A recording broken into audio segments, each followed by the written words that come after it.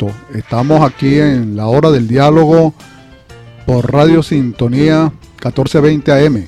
En la presidencia la doctora Mireya Obregón, en la gerencia de producción la amiga, la licenciada Toti Pocaterra, en el control el buen amigo el licenciado Luis Guillermo Martínez y sus amigos de siempre, el suscrito Luis Alviares.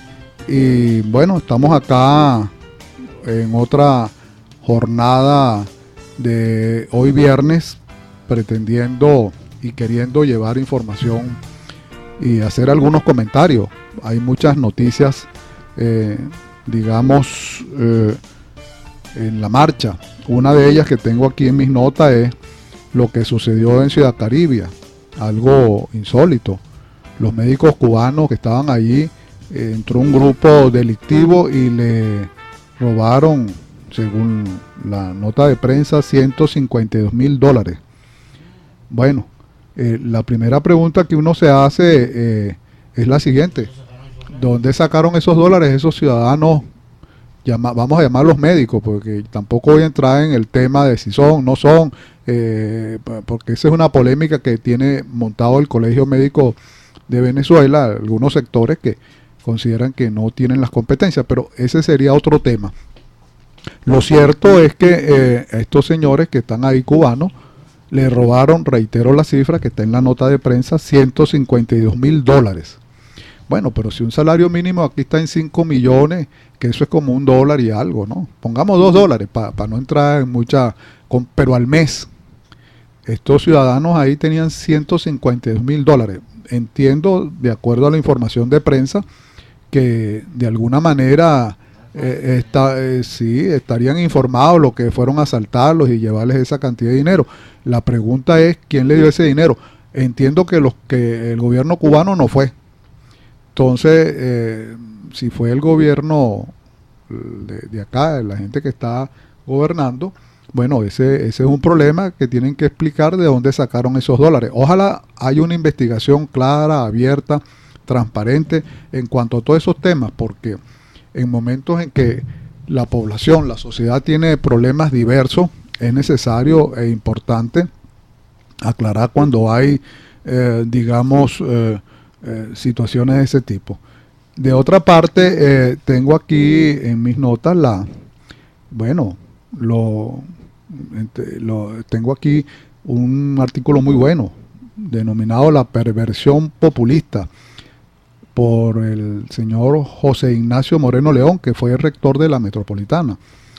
En América Latina, dice él, la debilidad de las instituciones y el inmenso déficit fiscal y el capital social, características de la región. El populismo latinoamericano se manifiesta como digamos, mediante el surgimiento de caudillos carismáticos y autoritarios, con propuestas izquierdistas. Se basa en la demagogia para promover el apoyo popular y luego quedarse en el poder. Los regímenes populistas fundamentan su acción de gobierno en un estilo presidencialista. Desconoce las instituciones, el caudillo irrumpe como un salvador de la patria, luego de transitar los caminos de la consulta popular. En otros casos, el populismo se apodera del poder mediante un golpe de Estado o por la vía de la consulta popular modernamente. Y así se configura el populismo militarista. Ejemplo, el gobierno de Getúlio Vargas de Brasil, el justicialismo de Perón allá en Argentina, buscan materializar el poder. Caso emblemático, tengo acá los hermanos Castro en Cuba, con el otorgamiento de dádivas y exacerbado discurso nacionalista, las ficticias amenazas externas y la promoción del odio de clase, pasando del autoritarismo al totalitarismo, y se convierten en sepultureros de la democracia. Hay inflación, deterioro monetario, situación de escasez, incremento de la marginalidad y la pobreza. Y según Mario Grondona, el populismo ama tanto a los pobres que los multiplica. Este artículo lo traigo a colación porque está digamos, me parece, calza bien con la situación que siempre queremos diagnosticar de nuestro país, que ya más que diagnóstico es una realidad constante, permanente, viviente, y nosotros eso nos llama poderosamente la atención que, eh, bueno, eh, parece ser que los señores que están en el poder quieren mantenerse a troche y moche con un populismo y unas dádivas que al final de cuentas, como dice el señor José Ignacio Moreno León y en la cita que hace de Mariano Grondona, que el populismo ama tanto a los pobres que los multiplica. Quiero decir que tenemos el salario más bajo, más bajo del mundo, $1 al mes. Eso de verdad que es algo que llama poderosísimamente la atención, sobre todo cuando abrimos las notas de hoy comentando lo de Ciudad Caribia y los médicos cubanos. Nosotros pues nos mantenemos con esa cantidad tan precaria.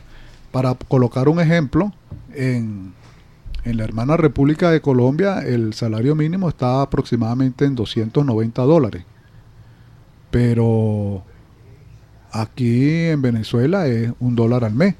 Y la hiperinflación que sigue en Venezuela ha convertido la contraprestación del salario que recibe el trabajador por los servicios prestados al empleador en algo inservible, sin capacidad adquisitiva alguna. Por consiguiente, bueno, algo que es prácticamente nulo, porque el bolívar como moneda no tiene ningún poder adquisitivo. Quizás un 0,000 no sé cuántos de la inmensa devaluación que ha sufrido, porque no hay como, es decir, no tiene poder de cambio en el mercado. Y esto se diluye como el sal y el agua.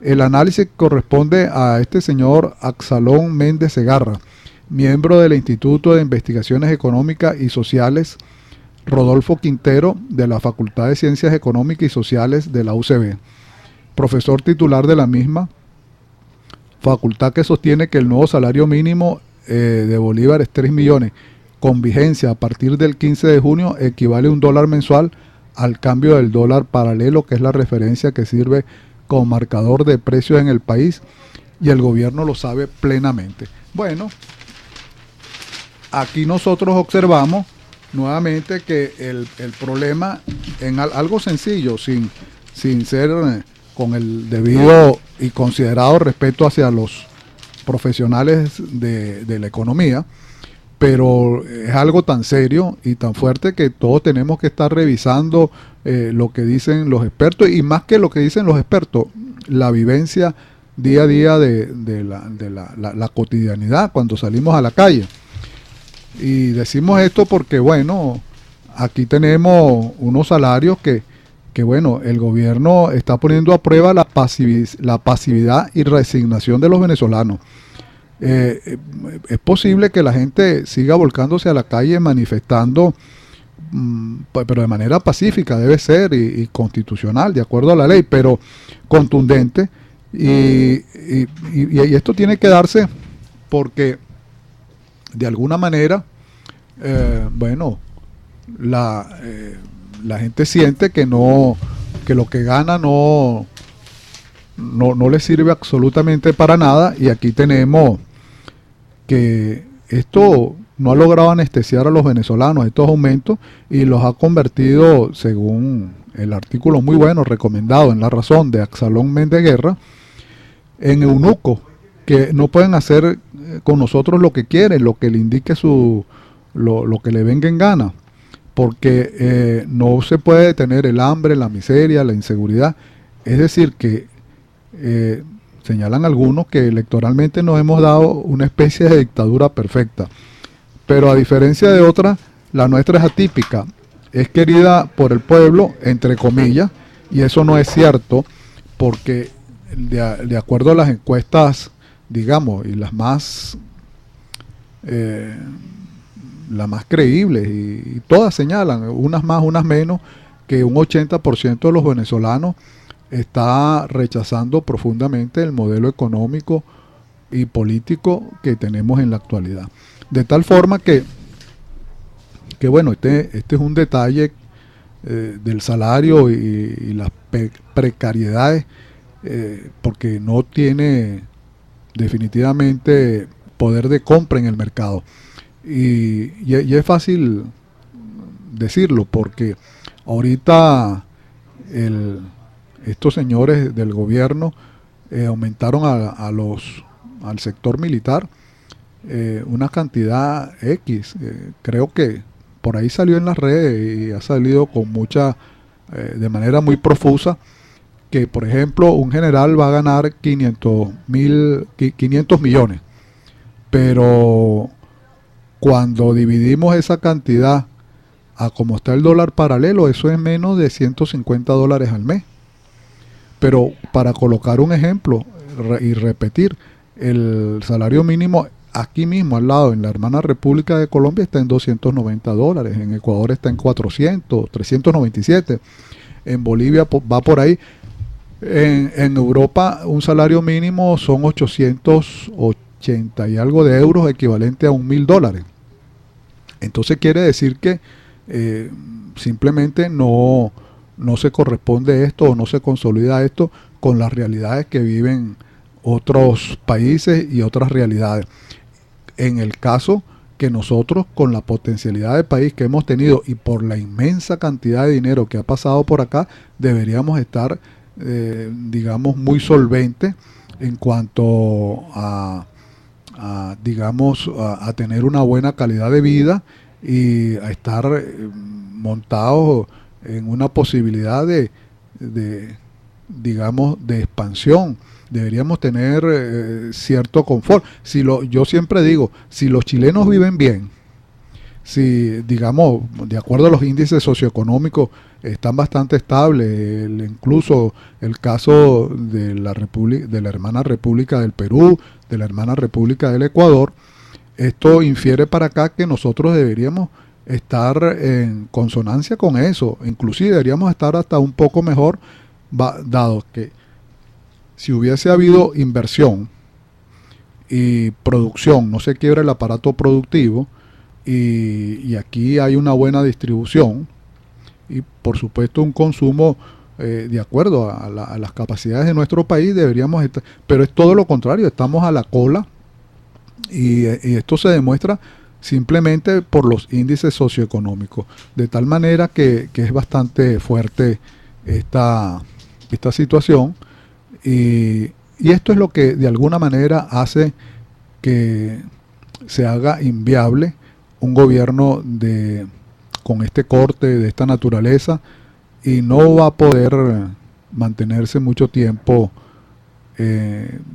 si no hay un cambio sustancial. Y creo que aquí lo pertinente es un cambio, y todos abogamos por un cambio de manera democrática, constitucional y, por qué no decirlo, electoral, porque en una sociedad moderna y más en un país como el nuestro, requiere que los cambios se den por esa vía, consultando a la población, a los ciudadanos, qué es lo que quiere, si estamos de acuerdo o no, pero eso sí, con elecciones que sean definitivamente creíbles y que sean situaciones en las cuales la gente pueda de alguna u otra manera entender que por esa vía se solucionan los problemas de manera moderna, y no por otra situación no deseable. Aquí también tengo un artículo, y refiriéndome al caso de las elecciones, debo decir que este señor, el diputado de Voluntad Popular, Luis Estefanelli, bueno, él señala en una entrevista que le hace Enrique Meléndez que el gobierno construyó, lo coloca así, el gobierno construyó una elección con candidatos convenientes, con tarjetas y partidos convenientes, con instituciones convenientes y del momento conveniente, porque jugaron con los tiempos. Hay algo grave que desde el punto de vista electoral, cuando te juegan con los tiempos, a ti no te pueden decir, siendo la elección en diciembre, que adelantarán su proceso porque les conviene en vista del buen momento que poseen. De modo que el gobierno fabricó en estas circunstancias una elección cuyo corolario, yo quiero advertirlo claramente, dice el diputado, que al crear una oposición conveniente, entre comillas, quiero alertar sobre el proyecto que tiene el gobierno de concluir en esto de darle beligerancia. La opinión pública es testigo de una serie de visitas a Miraflores de algunos personajes para que representen la oposición. Es decir, que es tanto y esta es una cuestión que siempre lo hemos dicho aquí en la hora del diálogo y en la hora del Ecuador, que bueno, no puede ser definitivamente, digamos, que la oposición no presente un frente, no lo voy a llamar amplio, o puede ser, pues es una cuestión de nombres, pero un frente con toda la diversidad que debe y es necesario que haya, porque la unanimidad nunca es, dicen que una persona me comentó una vez, la unanimidad se da en el cielo, ¿no? Y todo el mundo le da gloria a Dios y esto, pero aquí terrenalmente siempre los seres humanos tenemos diferencias por alguna u otra razón, pero también no es menos cierto que cuando se habla de unidad es necesario que todos se coloquen tras un objetivo común, hagan raya de fracción y el denominador común tiene que ser el cambio. Y bueno, claro que hay diversidad. Ahí leemos que, por ejemplo, este señor, el secretario general de Acción Democrática, Henry Ramos Alup, se retira de la MUP. Bueno, y Acción Democrática, independientemente de sus luces y sombras, de los criterios a favor y en contra que hay, es un partido político histórico, importante y es necesario porque aquí no se puede escribir la historia política, por lo menos de la segunda mitad del siglo XX hacia acá, sin nombrar estos partidos como Acción Democrática, como COPE y otros más, ¿no?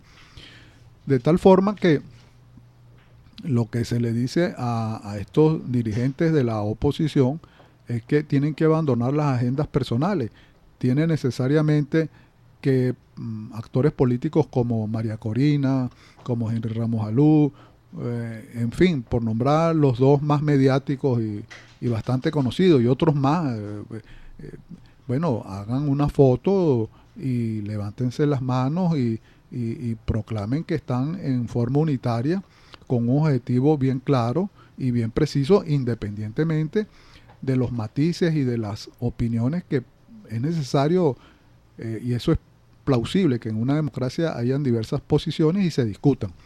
Lo contrario a eso es que se mantengan fuera de todo chance de brindarle a una ciudadanía que está aspirando y que las encuestas dicen que tiene el régimen un rechazo de 80%, está aspirando a que haya una conducción política coherente y precisa, y ese es el reclamo que se le tiene que hacer. Claro, lo que no puede haber, y eso sí es lo negativo de esto, son eso que se llaman las agendas personales. Las agendas personales son aquellas en las cuales, bueno, simplemente mantiene alguien con la idea de llevarse la oposición y decir que ellos son, digamos, el líder fundamental. No, aquí no hay líderes fundamental. Aquí lo que debe haber es un liderazgo. Y lo que debe haber es una posición clara y coherente en cuanto hacia dónde va el país y qué hacer. Por ejemplo, aquí entendemos que al llegar un gobierno de transición tiene que plantearse variados temas. Uno de ellos está en la necesaria posición por ejemplo, reformar la Constitución.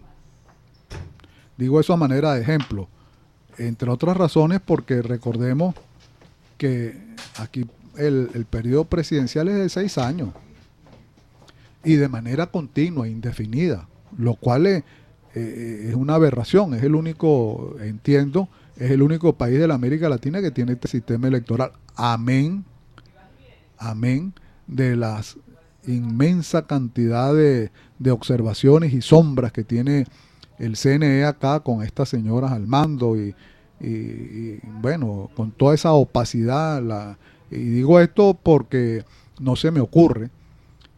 Aquí, cuando ellos hicieron la elección para escoger, entre comillas, y de manera fraudulenta, así se señala, y considero que fue así, la Asamblea Nacional Constituyente, bien, el mismo señor Desmarmati dijo que al menos 1 millón de votos se habían, digamos, agarrado, se habían hecho de manera fraudulenta, al menos. Y estamos hablando de la empresa que le prestaba siempre el servicio y el apoyo técnico al CNE. Entonces, viendo así las cosas, podemos nosotros entender perfectamente que uno de los problemas a resolver es eso, que haya unidad en la oposición y coherencia, porque la variable internacional también juega. Y digo esto porque el Acuerdo de Lima fue bien claro.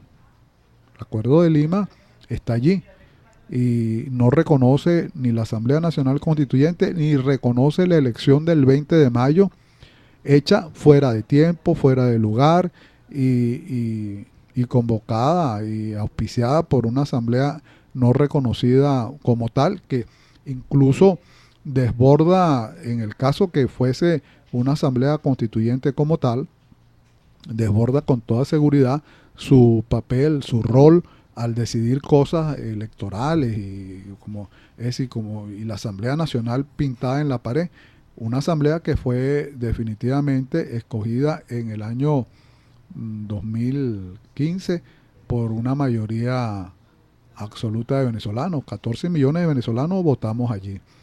Entonces, cuando uno hace estas reflexiones, está pensando en que ciertamente en esa gran cantidad de, de- de hechos está el no reconocimiento de estos señores que están en el gobierno temporalmente y como diría el comandante de ellos, por ahora.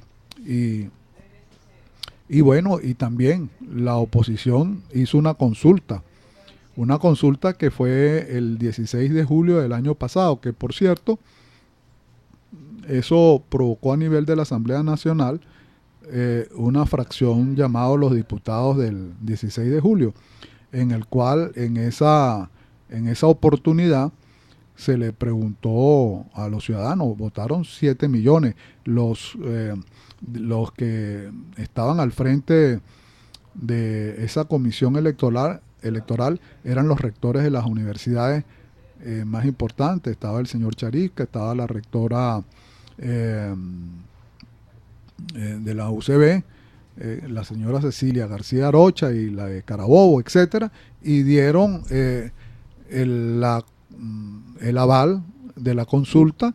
Y bueno, fue bien claro, una de las cosas es no reconocer una Asamblea Nacional hecha a dedo y convocada por ellos de manera espuria y fuera de la legalidad del 347 de la Constitución.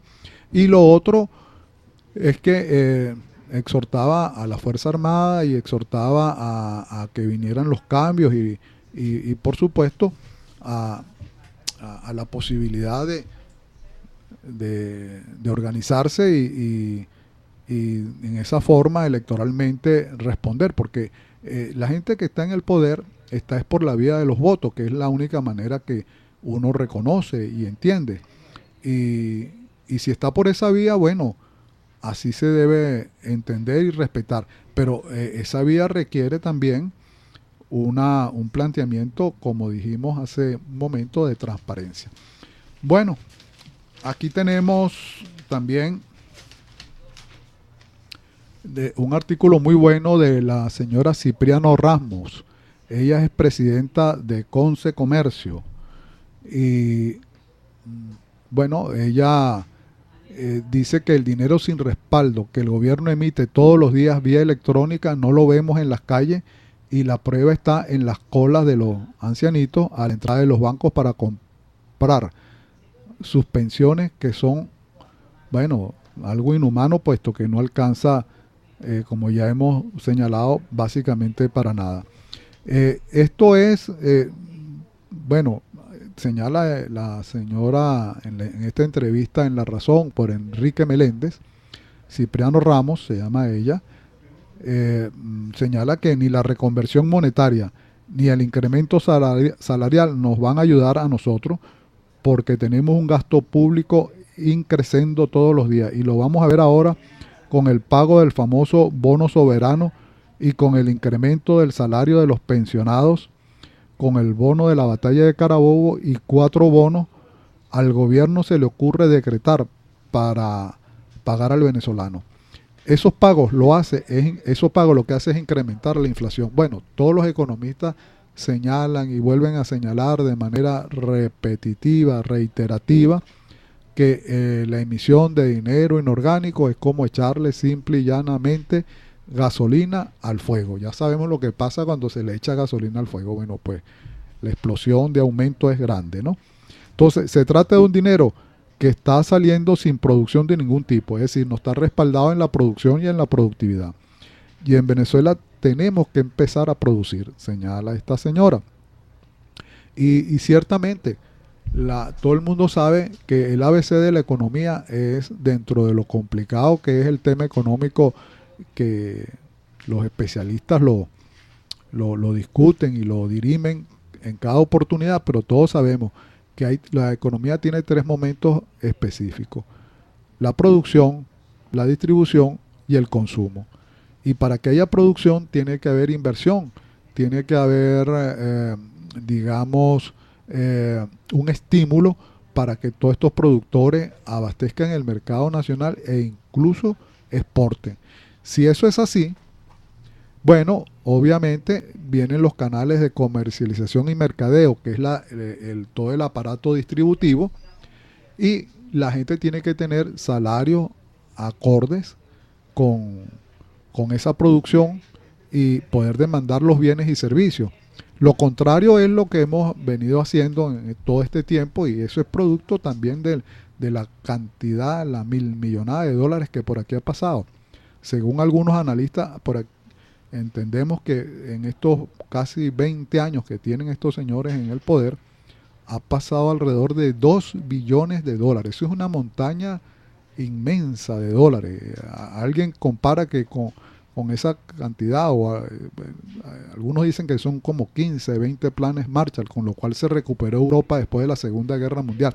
Bueno, yo no digo o señalo o refiero a lo que algunos especialistas en el tema indican, pero no deja de ser algo espeluznante, de acuerdo es decir, espeluznante en cuanto a la inmensa cantidad de recursos y la poca, porque cuando decimos eso, lo que a mí se me ocurre como ciudadano de a pie común es que, bueno, ¿dónde están las obras? Los grandes hospitales, las grandes autopistas, el bienestar social, las escuelas, pero los servicios públicos, como por ejemplo el servicio del agua, que es una protesta que es permanente, diaria, cotidiana. Y bueno, estos señores, señalan los expertos, no han construido ningún embalse. Ahí está el caso de Cuira, que invirtieron, pagaron y nada. Eso quedó prácticamente insolvente. Tenemos el caso de, bueno, que es otro tema, pero que está muy relacionado. El caso de Brecht, son alrededor de unas 14, 12 obras inconclusas y tenemos estas ciudades dormitorios, como en el caso, por ejemplo, de los municipios Plaza y Zamora. Me refiero a Guatire, Guarena.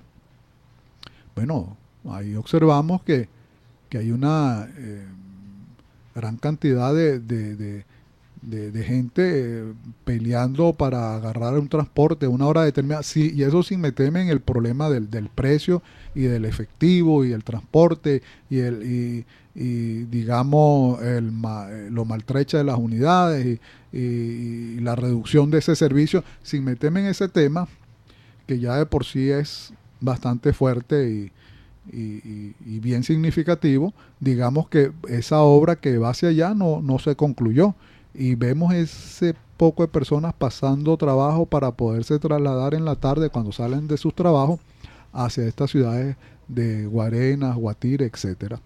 Y bueno, y esa era una obra que debió estar lista en el 2012, estamos en el 2018, es decir, hace 6 años atrás.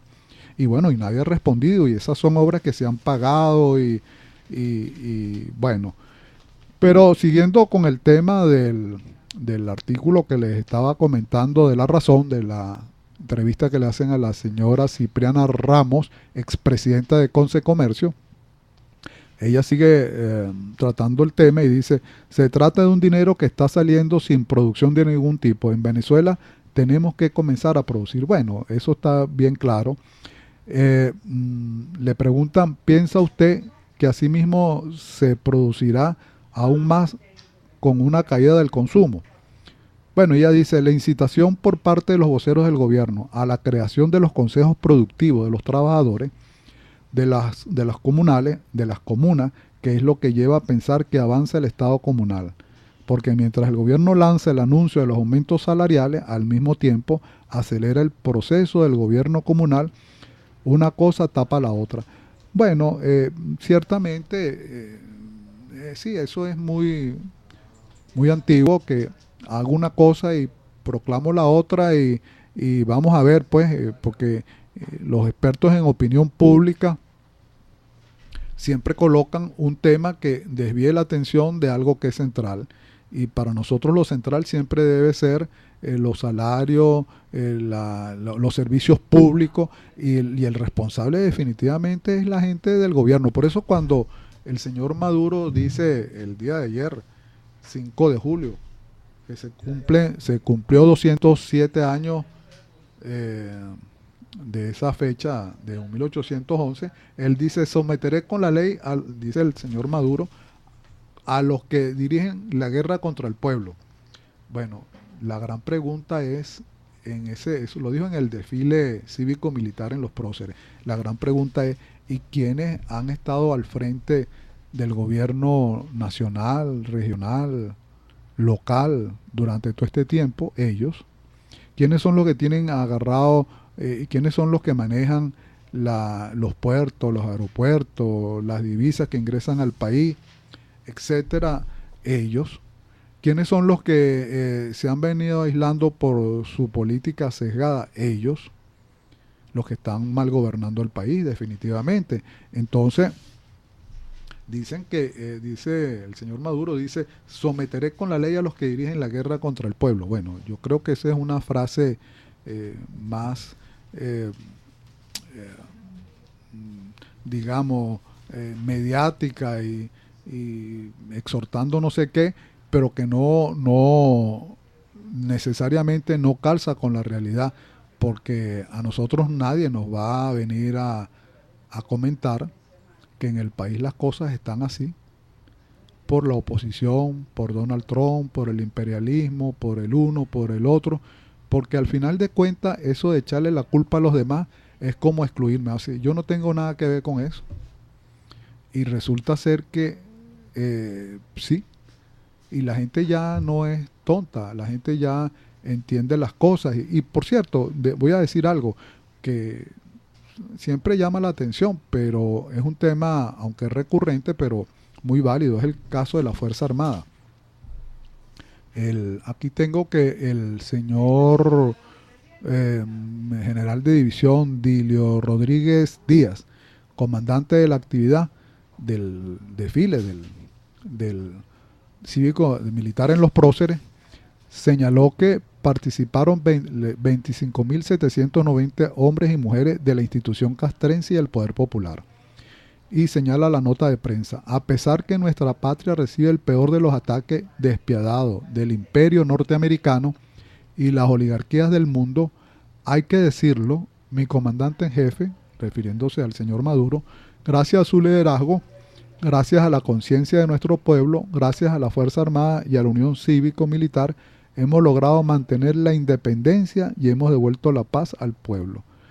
De verdad que, bueno, seguramente este señor general lo cree y está bien que lo crea. Lo que pasa es que el rol de los militares en la Constitución es otro. El rol de las Fuerzas Armadas en la Constitución es un rol bien claro, bien preciso, es defender la soberanía, no tener esa militancia activa político-partidista, porque ese no es el papel para el cual ellos está asignado constitucionalmente. Es más, entendemos que la Fuerza Armada está eh, de alguna manera está bajo el control del poder civil y se debe mantener en esa forma porque ellos atienden a las leyes y a lo que le dicta la Constitución, que está bien claro. Entonces, cuando oímos expresiones de esta naturaleza, es fácil concluir que bueno, simplemente hay por lo menos a nivel del alto mando, está sesgado militantemente con una posición política, y eso desdibuja lo que debe ser el papel de la Fuerza Armada. De allí que, por cierto, algunos señalan que esto es algo increíble, ¿no? Nosotros tenemos una Fuerza Armada que, según algunas notas por allí, llega a alrededor de unos 200.000 hombres, hombres y mujeres. Y tenemos alrededor de unos 2.000 generales. Eso es bastante. Creo que los países cercanos y tal no pasan de 30, 40. Eso es lo que sabemos, entendemos.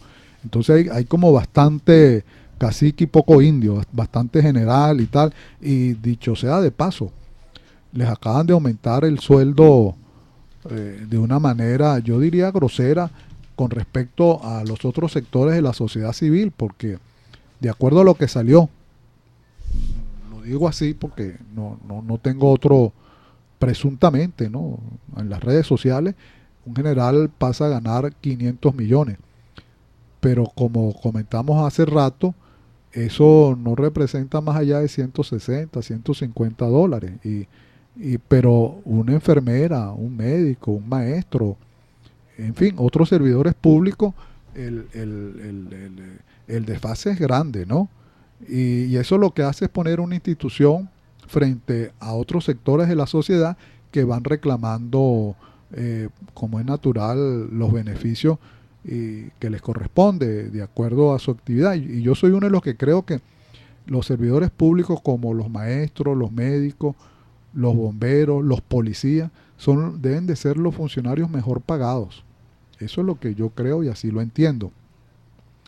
Pero, caramba, cuando hacen esto, lo que hacen es poner una institución en contra de otros sectores de la sociedad.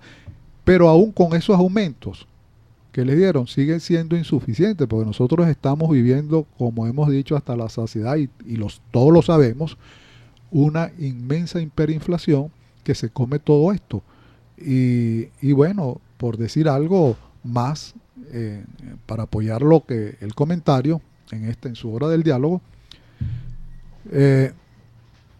la cesta básica está alrededor de unos 200 y pico de millones. Creo que algunas partes creo que llega a los 300 millones, que es esas sendas, y que es uno de los indicadores que tenemos. Entonces, cualquier salario que esté, por ejemplo, si le pagan 500 millones, eso significa que tiene para comprar la cesta básica y un poquito más. Es para lo que le puede alcanzar objetivamente, pero más nada. Y eso es algo bien tremendo, bien difícil, ¿no? Pero eso, ellos se pondrían a la cúpula de los aumentos. Pero aguas abajo, vemos el caso, por ejemplo, del sector salud, las enfermeras. Yo vi por televisión y lo he visto por las redes, Bueno, las enfermeras están reclamando, aparte de los insumos médicos que no los hay, y se le anexan los médicos. Y entiendo que la próxima semana se va a agudizar más las protestas por los servicios públicos.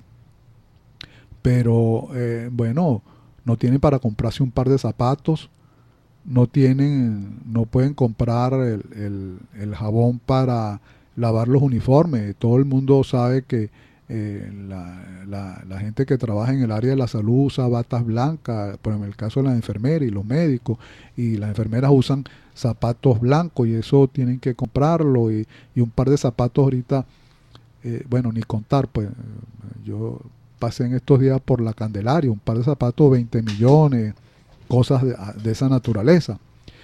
Y, y, bueno, entonces eso simplemente es muy poco probable que con esos salarios se pueda remendar, se pueda subsistir. Y ese reclamo va a ser permanente y se va a agudizar. Y estamos hablando del área de la salud, pero lo mismo, aun cuando hay un contrato unitario del magisterio, también se va a ver reflejado allí. Pero también en los otros servicios, como venimos conversando, estamos hablando del agua. El agua, por ejemplo, caramba, estas ciudades, nosotros tenemos el Caroní y el Orinoco, tremendas reservas de agua dulce. Y bueno, y aquí esto está seco a veces, tuberías viejas, no construyeron más embalses, etcétera, etcétera. Y los responsables de esto, no sé, no han dado, no han dado la cara. Y después, porque estamos hablando de todos estos temas, pero estamos hablando de una gente que tiene 20 años. Voy a colocar un ejemplo. Aquí, por ejemplo, la zona de Paraguaná, Estado Falcón. Bueno, es terrible. Los apagones, la falta de agua, la falta de servicios públicos, de transporte, y una zona que Paraguaná es una zona, entendemos, siempre libre de algunos impuestos, como una zona franca, zona libre, para que entre y pueda comprarse algunas cosas, pues como hay en algunos países, pero tienen esos problemas de los servicios públicos y nadie va a invertir, nadie va a colocarse en una ciudad donde no hay servicios públicos, donde no hay posibilidades de, digamos, de mejorar esa calidad de vida. Pero tenemos al frente la isla de Aruba, que está como quizás unos 80 kilómetros de la costa de Falcón, pero ahí hay agua todos los días, a cualquier hora del día, de la semana o del año. Simple, tienen una planta desalinizadora y esa planta viene tratada ya bacteriológicamente, y es un agua que la gente la consume nada más del chorro, ponen un vaso de agua y la toman sin ningún problema. Entonces tienen esa planta desalinizadora y tienen resuelto el problema del agua. Me pregunto, en el caso de Paraguaná, pero también de La Guaira es una zona que después que al que llaman al comandante ya fallecido, se le ocurrió hacer Ciudad Caribia, bueno, desvió en buena parte o en buena medida el curso, parte del agua que iba para allá, y aún no desviándola era insuficiente, pero la pregunta que nos hacemos es la siguiente, y es que no ha habido recursos para hacer unas buenas plantas desalinizadoras en La Guaira y haber tenido un tratamiento especial como lo tiene por ejemplo Aruba, y tener abastecida toda esa costa de un servicio tan indispensable como el agua. No, eso no es posible. Bueno, y ahí tenemos el deterioro de ese servicio indispensable como es el agua. Bueno, y aquí en la ciudad capital ni hablar, ¿no? Pero es que la escasez es en otras ciudades bueno, y si vamos al caso de la luz, bueno, ese es un tema bien recurrente. Y aquí, por cierto, hay una entrevista que le hacen a esta señora. eh, Aquí la tengo, Aiza López. Bueno, ella pide la renuncia del general Luis Mota Domínguez de Corpoelé. Señala, colapsó el sistema eléctrico nacional. Se han invertido 80.000 millones de dólares en el sistema eléctrico y solo se está generando un poco más de 10.000 megavatios. Bueno, esto es algo tremendo en realidad. Y aquí tenemos que ella señala que no han hecho las inversiones suficientes después de esa cantidad de dinero que, repito, es altísima, 80.000 millones, ¿no? Y dice, tenemos evaluado aproximadamente esto que no se ha invertido, se hicieron compras sin licitación alguna porque estábamos en emergencia de las llamadas barcazas, que fueron unas plantas de generación distribuida, donde están arrumadas porque no funcionan o no están conectadas al sistema. Tanto en plantas hidroeléctricas como en termoeléctricas, y con ese balance nuestros profesionales venezolanos a quienes les duele el país pueden hacer un diagnóstico de la situación. Se reportan unas 14.800 fallas a nivel nacional. Después del Zulia está el estado Táchira, Trujillo, Mérida, Aragua, del Tamacuro, Monagas, Carabobo y Miranda. Por ejemplo, en regiones como el Zulia es inimaginable 36 horas sin luz. Bueno, y ahí está. El parque hidroeléctrico de nuestro país tiene una capacidad de generación de 15.747 megavatios y solo se están generando unos 6.947. Lo mismo que el parque termoeléctrico.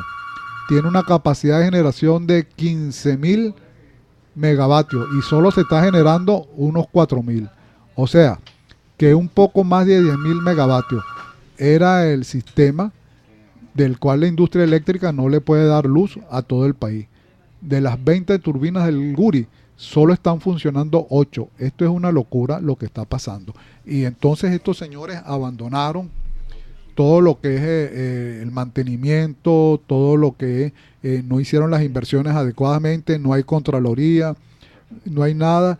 Y de verdad que la calamidad de los servicios públicos es algo, diría alguien, para decirlo con alguna sola expresión, es de terror.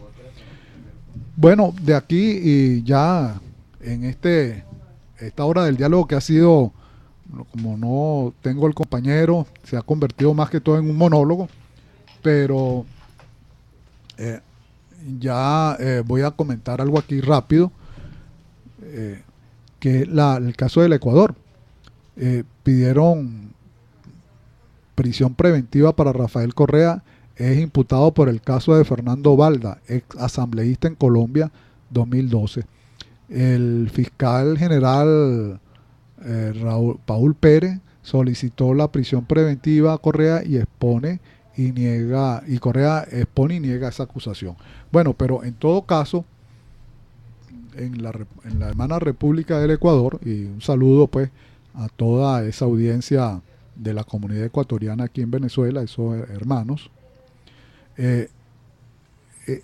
entiendo que en el Ecuador, al igual que en otros países, pero en el caso específico del Ecuador, se están tomando decisiones, se están tomando alguna que otra posición, y esto es interesante porque el que iba en la coalición presidencial con Alianza País, el señor Jorge Glass, está preso por actos de corrupción allá en el Ecuador, 6 años.